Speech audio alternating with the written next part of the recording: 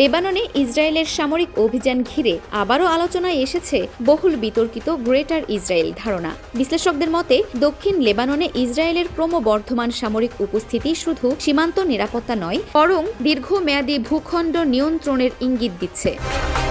প্রতিবেদন অনুযায়ী দক্ষিণ লেবাননের প্রায় ১,৫০০ বর্গ কিলোমিটার এলাকা এখন ইসরায়েলি বাহিনীর নিয়ন্ত্রণে। ব্যাপক হামলা ও ধ্বংসযজ্ঞে বহু এলাকা জনশূন্য হয়ে পড়েছে। হাজার হাজার মানুষ নিহত ও আহত হয়েছেন, আর প্রায় ১০ লাখ মানুষ ঘরবাড়ি ছেড়ে পালাতে বাধ্য হয়েছেন।